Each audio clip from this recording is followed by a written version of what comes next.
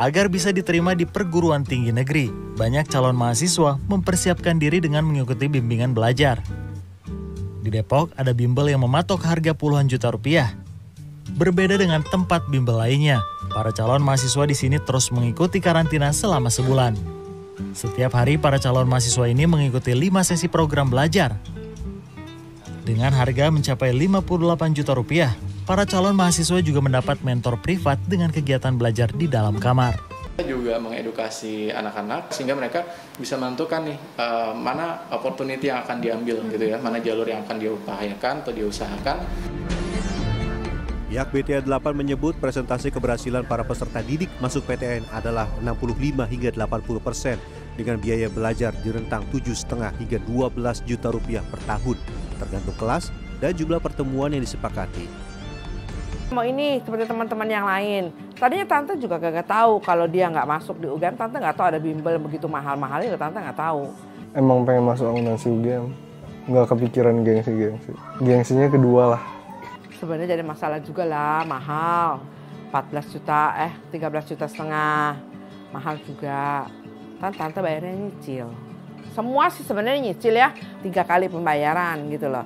Ya tante pikir ya udahlah bela-belain aja lah buat cita-citanya dia. Assalamualaikum warahmatullahi wabarakatuh. Di sini kami akan menampilkan terkait dengan hasil diskusi dari kelompok kami, yaitu pemilihan bimbingan belajar siswa kelas 12 menggunakan metode Fuzi Simple Intuitive Weighting atau biasa disebut SAW.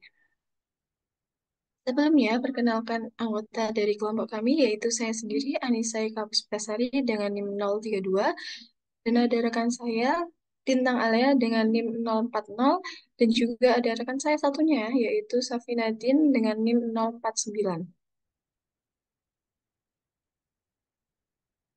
Penentuan bimbingan belajar yang efektif bagi siswa kelas 12 merupakan aspek penting dalam sistem pendidikan yang dapat memaksimalkan potensi individu dan mempersiapkan mereka untuk masa depan yang sukses.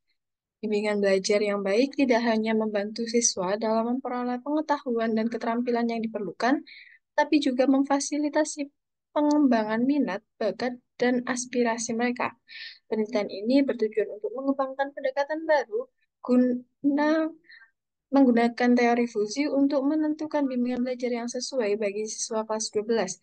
Pendekatan ini akan mempertimbangkan berbagai faktor yang relevan, termasuk jumlah pertemuan, banyak siswa per kelas, harga, dan durasi pertemuan. Dengan mengintegrasikan informasi ini ke dalam kerangka kerja fusi, diharapkan dapat memberikan rekomendasi bimbingan belajar yang lebih efektif bagi setiap siswa.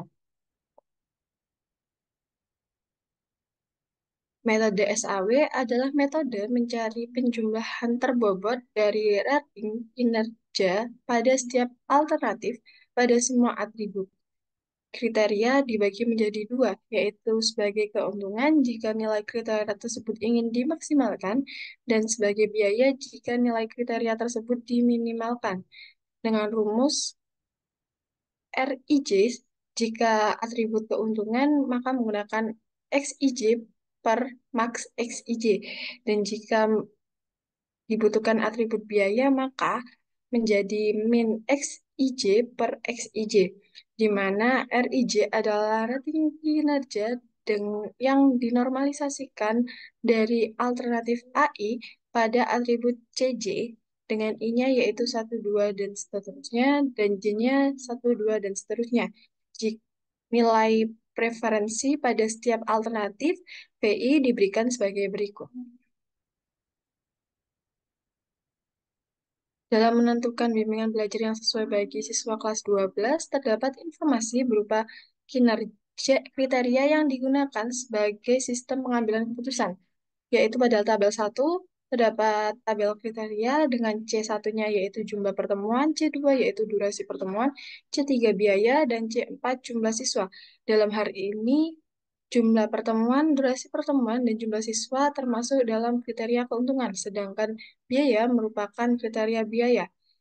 Tingkatan kepentingan kriteria ditentukan berdasarkan nilai bobot yang telah diubah menjadi bilangan Fuzi. Yang tertera pada tabel 2 yaitu kriteria bobot jumlah pertemuan, yaitu jumlah pertemuan 2 itu bernilai 1 dengan bilangan Fuzi tidak sesuai, dan jumlah jumlah pertemuan 6 yaitu sangat sesuai dengan nilai 5.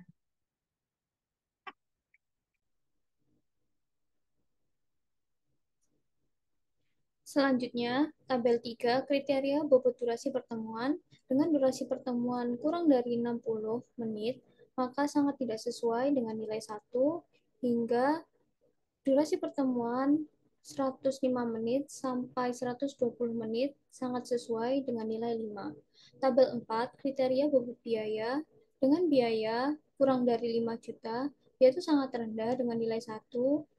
Lalu biaya dengan nilai 20 lebih dari 20 juta, yaitu sangat tinggi dengan nilai 5. Tabel 5 kriteria bobot jumlah siswa. Jumlah siswa lebih dari 30 sangat tidak sesuai dengan nilai 1, sedangkan siswa kurang dari 15 sangat sesuai dengan nilai 5.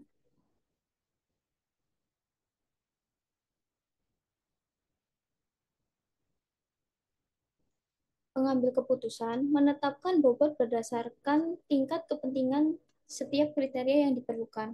Kami menentukan prioritas pertama adalah biaya dengan nilai 4, kemudian jumlah dan durasi pertemuan dengan nilai 3, dan yang terakhir adalah jumlah siswa dalam kelas dengan nilai 2. Bobot tersebut dilambangkan sebagai W. Berikut flowchart dari metode yang kita gunakan, yaitu metode SAW. Metode SAW akan digunakan untuk menentukan bimbingan belajar yang sesuai bagi siswa kelas 12. Langkah awal dari metode ini yaitu memasukkan data bimbingan belajar, kemudian melakukan normalisasi pada setiap kriteria dengan menggunakan rumus keuntungan atau biaya. Selanjutnya, bobot baru dihitung dan perankingan dilakukan dari yang terbesar ke yang terkecil. Setelah seluruh proses selesai, hasil akhir dari metode SAW akan menunjukkan bimbingan belajar yang terbaik.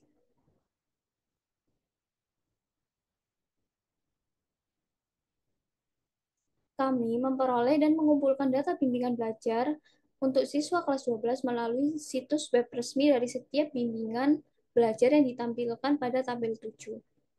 Selanjutnya, bentuk matriks keputusan X yang telah dikonversikan ke dalam bilangan Fuzzy yang menghasilkan tabel 8, yaitu tabel rating kecocokan setiap alternatif pada setiap kriteria sebagai berikut.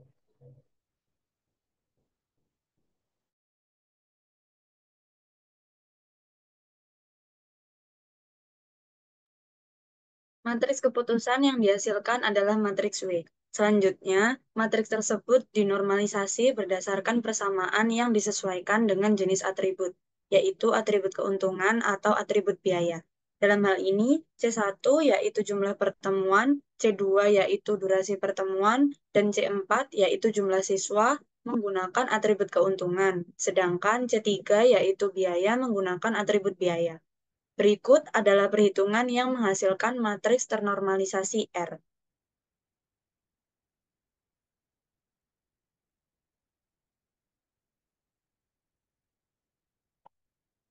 Hasil akhir diperoleh melalui proses perankingan dengan menjumlahkan hasil perkalian matriks ternormalisasi R dengan vektor bobot. Alternatif dengan nilai terbesar dipilih sebagai yang terbaik.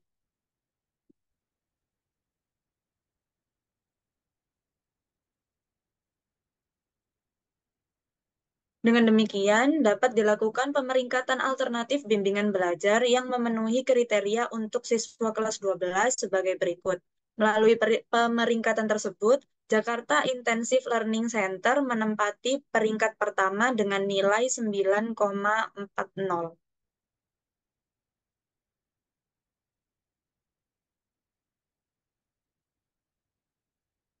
Penelitian ini telah menghasilkan sistem pendukung untuk memilih bimbingan belajar yang efektif bagi siswa kelas 12 menggunakan metode Simple Additive Weighting atau SAW. Adapun variabel yang dipertimbangkan meliputi harga, banyaknya pertemuan per minggu, durasi pertemuan, dan banyak siswa per kelas. Berdasarkan analisis dan perhitungan dalam penelitian ini, Jakarta Intensive Learning Center dipilih sebagai alternatif bimbingan belajar yang efektif.